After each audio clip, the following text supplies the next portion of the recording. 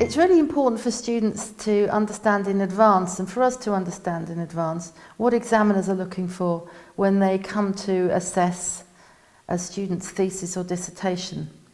It isn't really giving the game away by using the research and experience about what examiners are looking for and how they go about reading and assessing students' work, and then letting students know exactly what they're looking for, because it isn't a game of hide and seek. There are clear criteria, and they are used and understood differently a bit by different examiners perhaps, but the more students can work out how they can work towards what an examiner considers to be good research learning expressed in a good thesis or dissertation, the less mystifying the whole process is. Vernon Trafford and Shosh Leshem have written a book called Stepping Stones to Achieving Your Doctorate, which explores the examination process. And Margaret Kiley and Jerry Mullins and others, Alison Holbrook, etc., in Australia have done a lot of research on this. So I'm exploring some of the work that we've done that builds on examiner expectations and ways in which supervisors can learn from what examiners have said they're looking for in the reports and in interviews.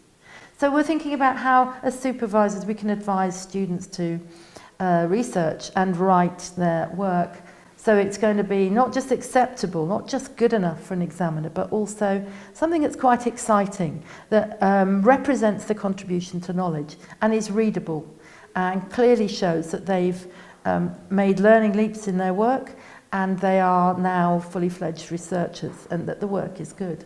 So what do students need to do?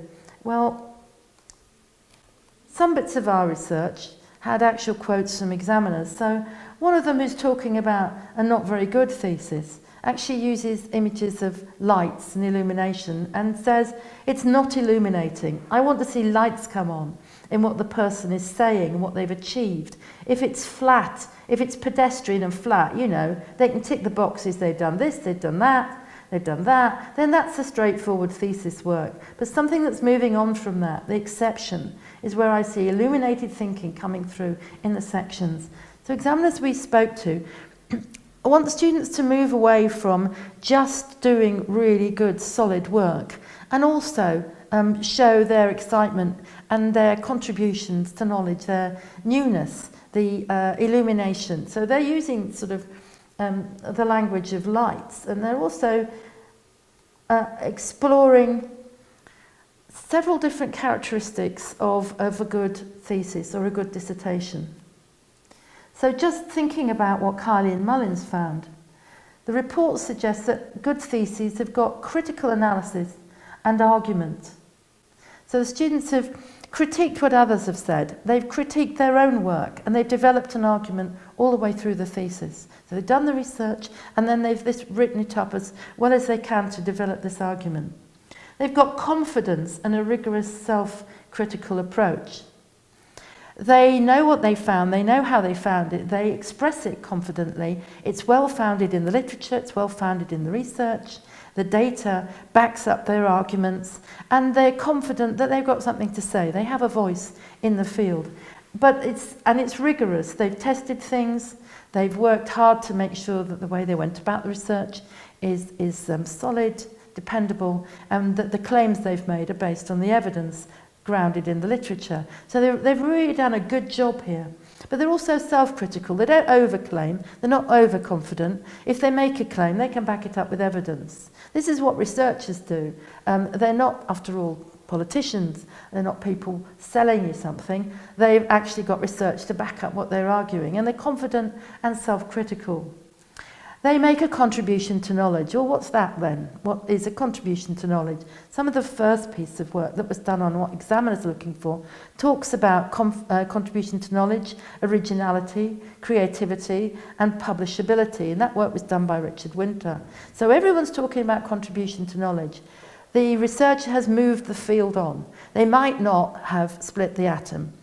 They might not have made a massive original contribution that surprises everybody, but they might have changed the way in which you think about something.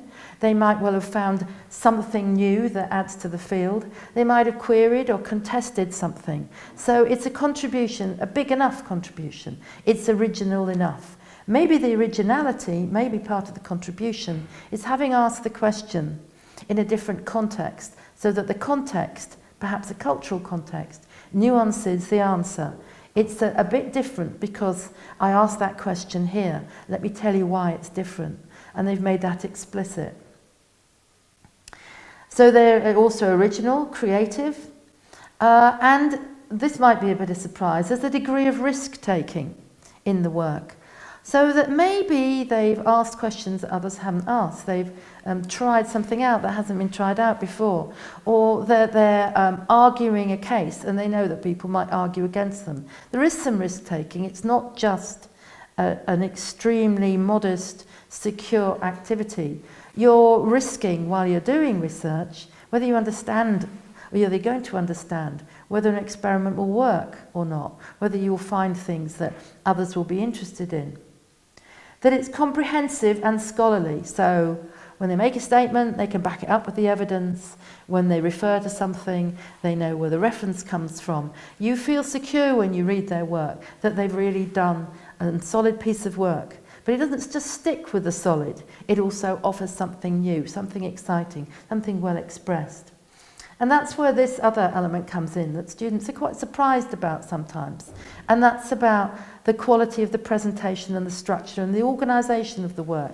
After all, as we were saying when we looked at the writing, how well they organise and argue and make a case for their work is the way in which they can convince others that they found something and that it's worth considering. So the presentation is important.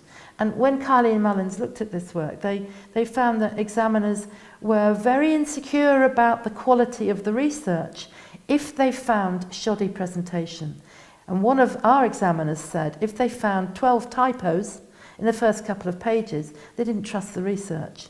So advice to students from supervisors is not only about making these leaps in learning, it's also about solid scholarly work and very good presentation. And part of the presentation is about getting that red thread of the argument and organising the piece so it flows well, so it makes its case. So these breakthroughs in learning have to be accompanied by good writing.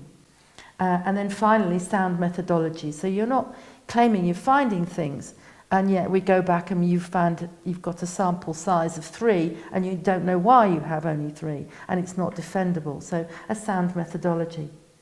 So if those are some of the characteristics of a good thesis, and as I said, there's a lot of research on this, it's important to make this explicit to the students and to set up moments where they might have a look at some successful theses and process the way in which they've been writing and maybe audit them against those sorts of good characteristics. Have a look at those characteristics and measure them against their own developing work. Have explicit conversations about how they can make sure they're being scholarly, how they can make sure that their work is well organised. So preparing students well for the examination by making explicit what examiners are looking for. And then also, should they have an oral or a Viva, enabling them to try out some of the questions that an examiner in an oral would ask, which actually are the ones that are in the head of an examiner who only reads the work. Such complex questions as, what is your conceptual framework? Exploring that and finding some answers so that students are confident about what they're doing. So if they're going to go for an oral, then it's a good idea to give them a mock oral, a mock Viva, where these questions are asked. Some of them about the structure and process of the work, the conceptual framework, the methodology and methods, and the contribution to knowledge, which are not ordinary questions. They are postgraduate research questions, and some specific questions about elements of their actual writing and their actual findings. And giving them a few dry runs and getting them to talk to their colleagues will mean that they're more secure in what they've found and can defend it.